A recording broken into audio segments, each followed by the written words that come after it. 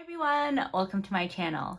In today's video, I'm super excited to share with all of you my favorite products from the month of June. So June was a very big month for me in terms of collecting a lot of new makeup. And so most of these products I've already featured on my channel before, and I'll include the links down below to those videos. But there's also a few products in this video that I actually have not featured yet on my channel. So in today's video, I wanted to not only run through my favorite products, but also put them on my face so you guys can see these products that I haven't yet featured. So there's a lot of makeup to run through, so without further ado, let's get into my favorites. So first off, let's talk about concealer. So I don't go through a lot of concealers. If you guys have watched my channel in the past, you know that basically I have my Pat McGrath concealer and my Glossier Stretch Concealer, and those are my two go-to concealers. This month though, in my Ipsy Glam Bag Plus, I got the Tarte Sea Hydroconcealer in the shade 25H Light Medium Honey. And because this was from my Ipsy bag and it wasn't something I went out of my way to purchase, I did not have any particular expectations for this product. But I've actually really fallen in love with this and really been enjoying using this. So basically, I would say that currently, whenever I'm going for a pretty no makeup day where I just want some hydrating, comfortable concealer under my eyes, I'll go with my Glossier Stretch Concealer. And then on days when I want something a lot more glam and full coverage, I'll go with my Pat McGrath Concealer. I really like the Pat McGrath Concealer, but it is a little bit drying in my under eye area, whereas the Glossier is a little bit too emollient and tends to crease. I find this concealer though is a really great in-between. So it doesn't have as much coverage as the Pat McGrath, so I think I'll still be going with Pat McGrath on days when I want a full glam look. But this definitely has more coverage and less creasing than the Glossier, and so I found myself just gravitating towards this on an everyday basis.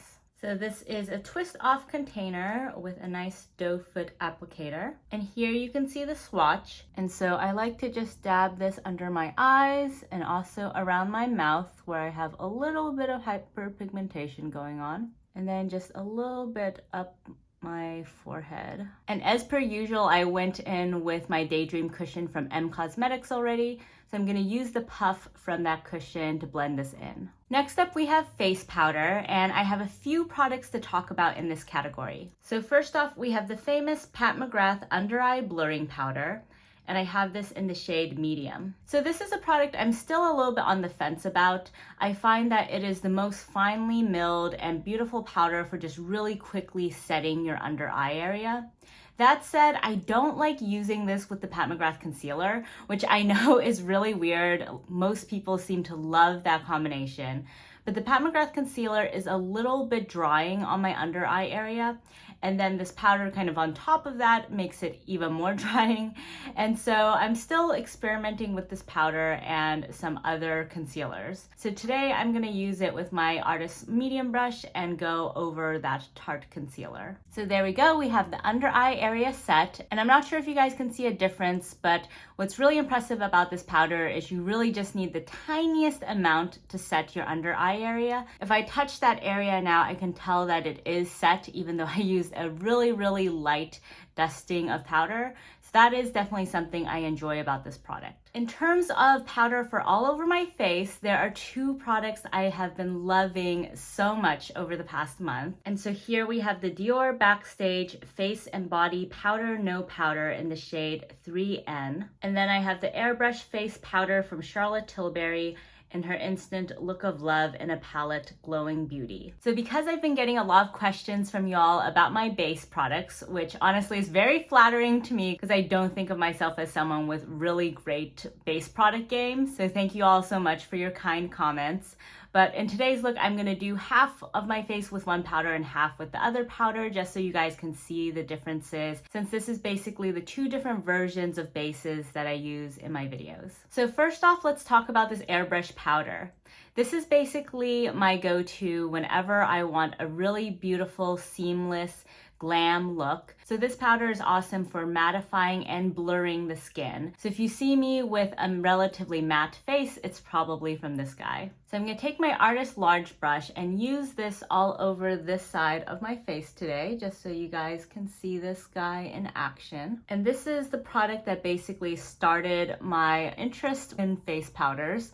I know I'm very late to the game, but as someone with dry skin, I always thought that face powder was just not something that was necessarily for me, but this product definitely changed that. Also, this product makes it super easy to blend any additional products onto your face, so bronzer, highlighter, and blush.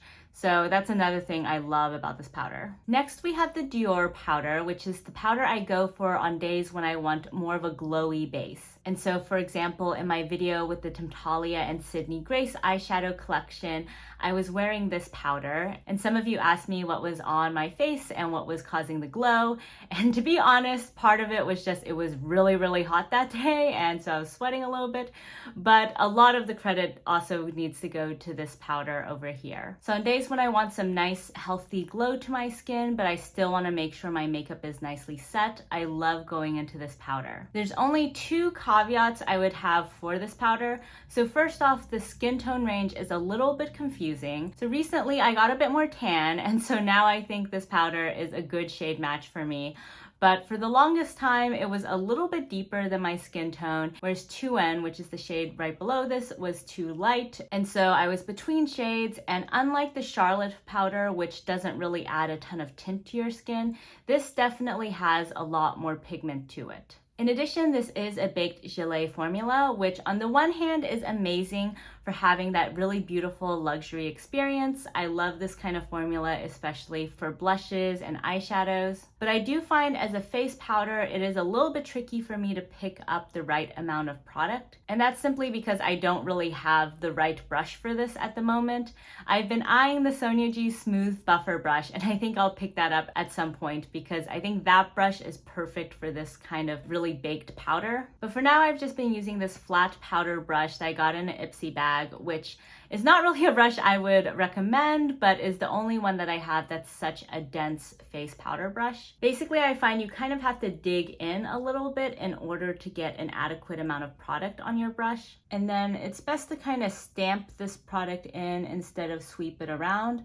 Otherwise, you might just end up picking up some of your base product rather than putting down powder. So when I first got this product, I was using my fluffy Huda brushes, and it wasn't really great with those types of brushes. If you have a nice flat top kabuki brush, then I think it would be perfect for this powder. Alrighty, so here are the two powders on my face. So just as a reminder, here we have the Charlotte and here we have the Dior.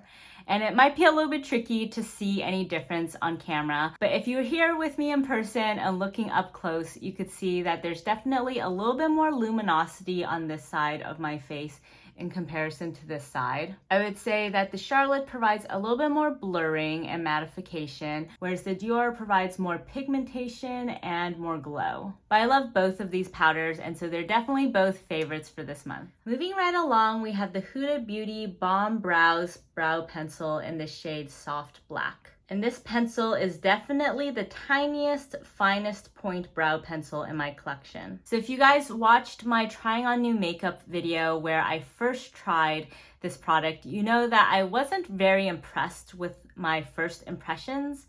So basically I picked up this product thinking that it would be really awesome for drawing in hair-like strokes at the front of my brows, where I have a bit of sparseness on this side in particular. And it wasn't that great at that purpose. It wasn't any worse than any other brow pencil, but it also wasn't any better. That said, I've been using this brow pencil a lot the past month, and I've learned now what it can be really, really good for, which is not so much drawing in hairs at the front of your brows, but in defining the overall shape of your brows. So with this pencil, I love basically drawing the perimeter around my brows and then lightly drawing strokes to fill it in and then going in with a brow cream after that. And I find that this brow pencil is just really, really perfect for that. It's really changed my brow game in that it gives a much more precise but still natural outline to my brows. So I'm not someone with very precise Instagram brows or anything like that, but this brow pencil has definitely upped my brow game. And for that, it's become my current favorite brow pencil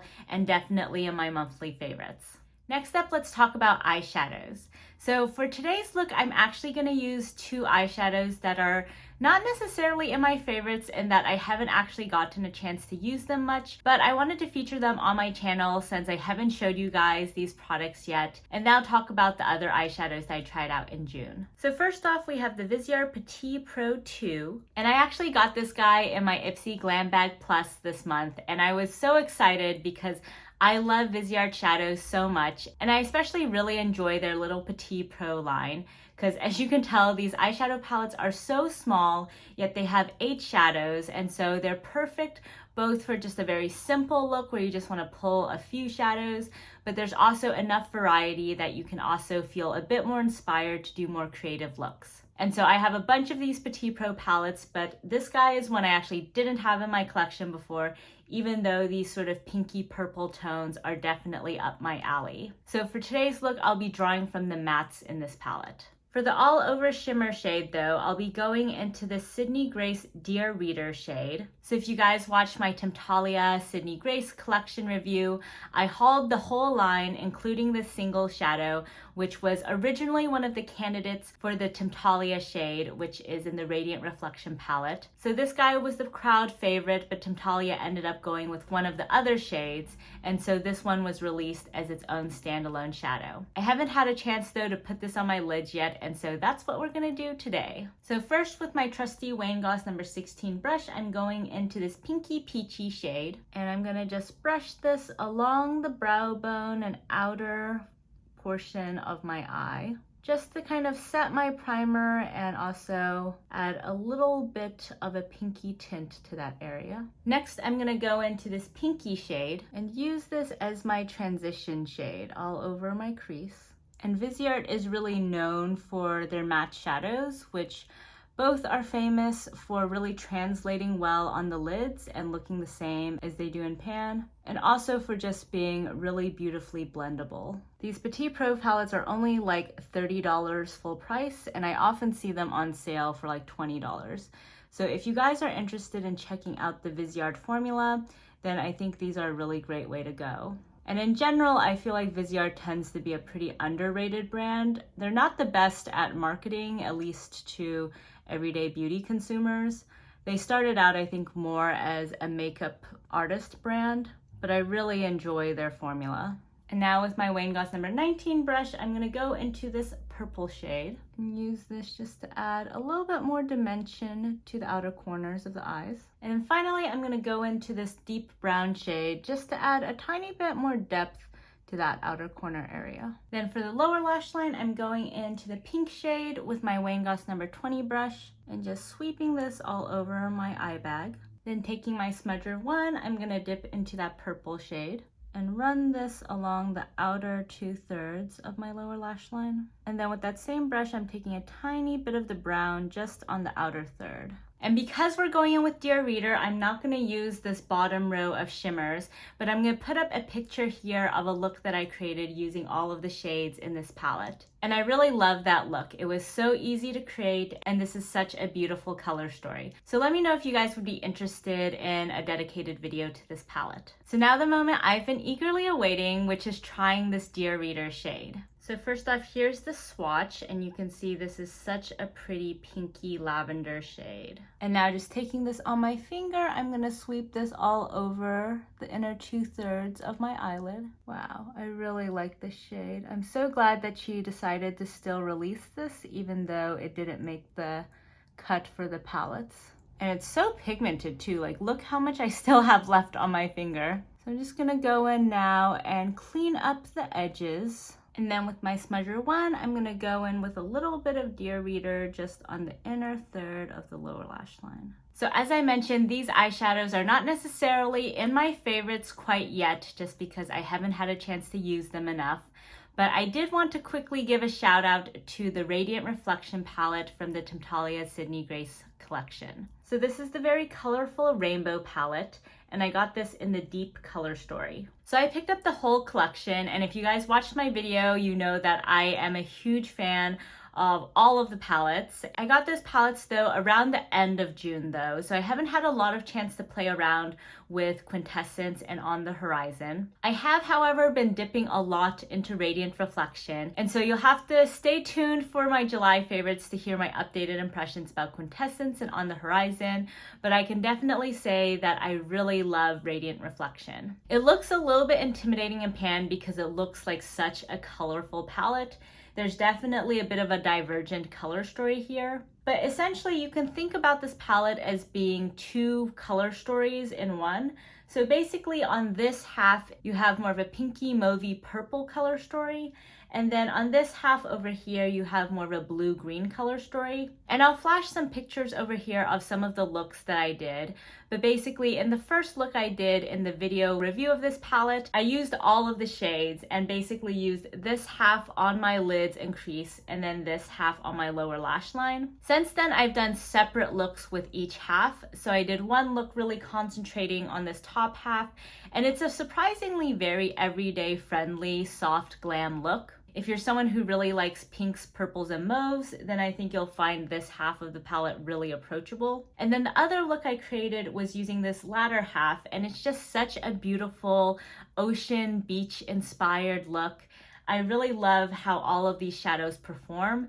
This was my first time using a palette from an indie brand, and I was incredibly impressed with the formulations. So even though this palette contains a lot of these colors down here that are normally a little bit trickier to work with, harder to blend out, harder to formulate, I find that this palette works just so seamlessly. Next up, we have blushes, and June was a huge month for me and blush. First and foremost, we had the Divine Blush collection from Pat McGrath, and so I picked up 4 shades: Desert Orchid, Divine Rose, Nude Venus, and Electric Bloom. The Divine Blush collection comes in 2 separate formulas, one which is a shimmer formula and one which is demi-matte. And so Nude Venus and Desert Orchid are both in the shimmer formula.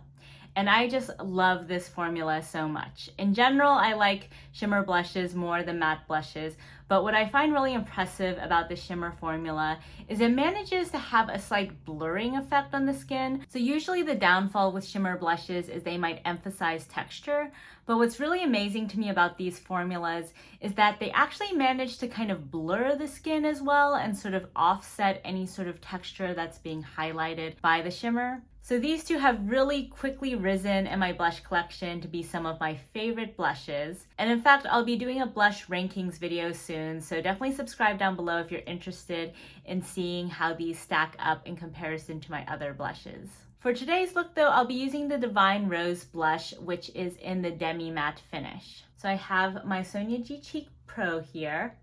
And I would say that I definitely don't like this formula as much as the shimmer formula. It does have a really beautiful finish on the skin, but I do find it just a little bit harder to work with. So if, for example, I'm applying this directly on my skin without having a full base, then it does tend to emphasize texture a little bit. And so the experience is just not as seamless in comparison to the shimmer formula.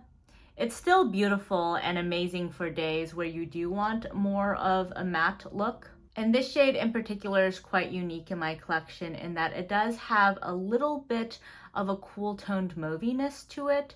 So I love it on days when I do looks like this, which are a bit more purpley pink. So there we go, beautiful flush cheeks courtesy of Pat McGrath. I will say though, the other shade I got in the demi-matte formula, the Electric Bloom shade, did not really work out for me. It's a very different formula than the Divine Rose one, even though they're both in the demi-matte. This one is a lot more hard pressed, and so I find that it's much more buildable formulation. Electric Bloom is very loosely packed, very powdery. you pick up a ton of product really easily, and then it's not the most blendable on the skin in my experience. It has a tendency to sort of blend away if you're not careful. So I'm not a huge fan of the formulation with that particular shade. The other blushes I've been loving in June are in my NARS Orgasm on the Beach palette. And it's funny because NARS is not really a brand I have a lot of products from. And so when I first saw this, I didn't think I would necessarily pick it up. But I was so attracted to the color story, the baked gelée formula, and also just how pretty this rose gold packaging is. I'm really glad though that I gave this a shot because I just love this palette so much. It is absolutely the perfect summer palette. I've actually done some looks with this as well as an eyeshadow, so both in the video reviewing this and also I'll put up a picture here of a look that I created using this both on the cheeks and on the eyes. In particular, I really love these two blushes here on the end. They look really deep in the pan, but because this baked gelée formula is a bit harder pressed, when you pick this up with a brush, only a small amount of product picks up. So it's actually a super buildable formula. And these two shades are just very, very flattering. This is great if I want much more of a bright pop of reddish coral, and this one is more of kind of a caramel rosy hue, so definitely a great everyday shade. Also, these two have a bit more of a satin finish, which I find to be quite flattering on the skin. These four over here are very, very high shine, so if you like more of a metallic blush look, then I would definitely recommend these four over here. For me personally, I tend to use these four more as highlighters or blush toppers because I find by themselves they're not super pigmented on my medium to tan skin tone, and also they just are very, very reflective, and so using either of these two bottom shades over here by themselves will give you a little bit of that metallic streak look to your cheek, which is great if you want that kind of really high shine look, but if you want it to look a little bit more natural, then I would suggest putting these on top of these guys over here. Also, in case you guys are curious what I used as bronzer today, I'm still going really hard with this bronzer in the Charlotte Look of Love in a palette. It's just really the perfect shade for me right now and just so easy to blend. And also I find this sort of reddish shade to be really flattering on days when I'm going for more of a pink toned look rather than a golden toned look. So just as a quick interruption, I realized that for some reason I totally forgot to put on eyeliner. So when I was editing this video, I was like, wait a minute, there's something missing. And this has never happened before because usually I just don't feel like the look is complete until I add my eyeliner. But alas, so here we are with the final look, in case you guys are curious, with the eyeliner. So now we have reached the final category, which is lip products. And this was the month of the Lisa Eldridge Spring Summer Lip Collection for me. And I've been loving these guys so much. Today I have on my lips the shade Spirited Away. And I find that this is the perfect pinky mauvey brown shade.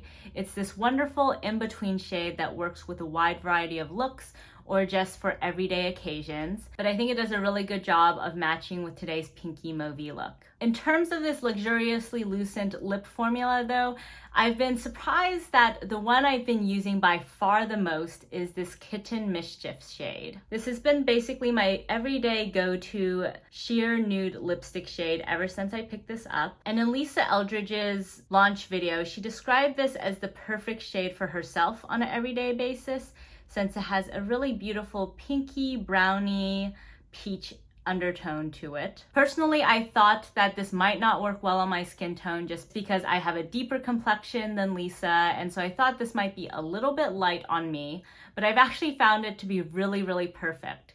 And I think one positive of these formulas being a little bit more on the sheer side is that they can work with a wider variety of different skin tones and kind of adapt to your natural lip color. I just love how comfortable this formula is.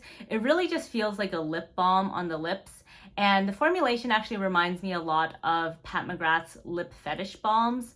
These are a little bit less pigmented and they're a little bit more creamy in texture, but they're similarly just very, very comfortable lipstick, lip balm hybrid formulas. I've also been really loving these lip embraces, which are her nourishing lip gloss lip mask formulas. And in particular, Affair has quickly become an everyday favorite for me. These are just some of the most nourishing lip products that I have in my collection. When you put these on, even after they fade away, you can still feel a bit of a film over your lips, kind of like you put on a lip oil or lip mask. And so I really love these for just, days when I want something comfortable but still kind of pigmented on my lips, and I want to make sure that they have some lasting nourishment. Finally, in the lip category, we have the Huda Beauty Bossy Browns lipstick in the shade Moneymaker. So here is a swatch of this very, very creamy, beautiful, medium rose nude shade. And I haven't actually featured this on my channel yet, but this has been one of my favorite lip product finds of the year. This is basically my perfect nude shade.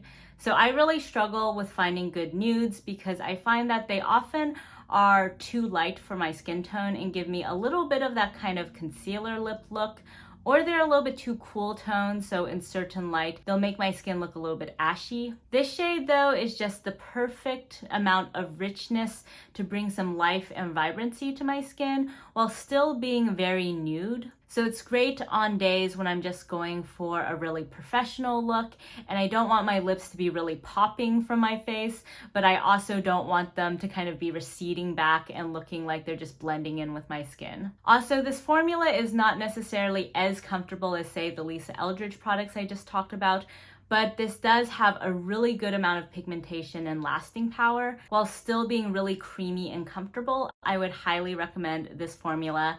And if you have my skin tone, I would highly recommend this shade. And I have a forthcoming video where I'll show you guys how this looks. Alrighty, so those were all of my favorites for the month of June. But before I close out this video, I did just want to quickly mention a few products that I recently hauled and I'm extremely excited about. And so these are some products you'll see in some upcoming videos and also in my July roundup. So recently, Pat McGrath has been having a lot of sales again, up to 30% off.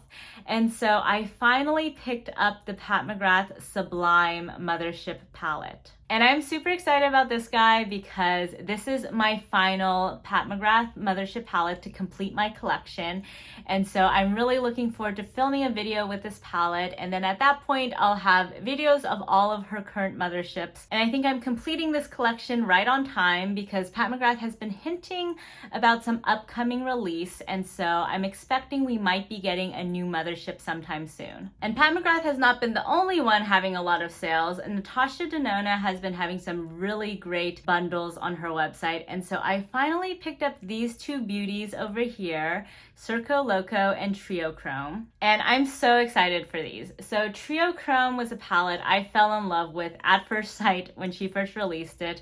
But when I saw that it was going to be in one of her bigger 15-pan palettes and with that $129 price tag, I just couldn't justify spending so much money on such a colorful pastel palette. That said, I love pastels and multi-chromes, and those are shadows that are kind of underrepresented in my current collection. And so when I saw this on sale, I was so excited. So I'm very much looking forward to doing a video for you guys on this palette and doing a bunch of different looks with all of these shadows. Circo Loco was ironically the opposite for me. When I first saw this, I was like, yeah, hard pass. These are not the colors for me.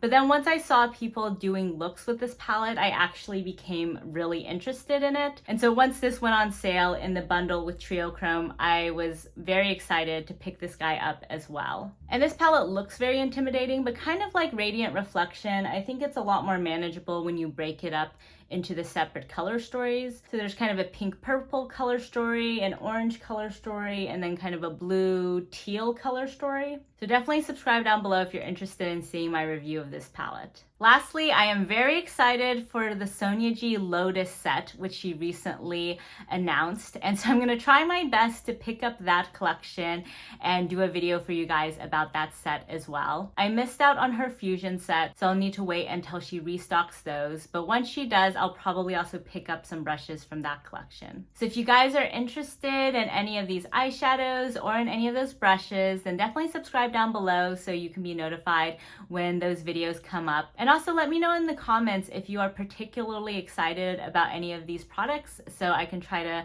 prioritize those videos since I have kind of a long backlog of videos I need to film at this point. But thank you guys so much for joining me today, and if you like this video then please give it a thumbs up, and if you haven't already, please subscribe to my channel. Thank you all so much for the support, and I'll catch you next time. Bye!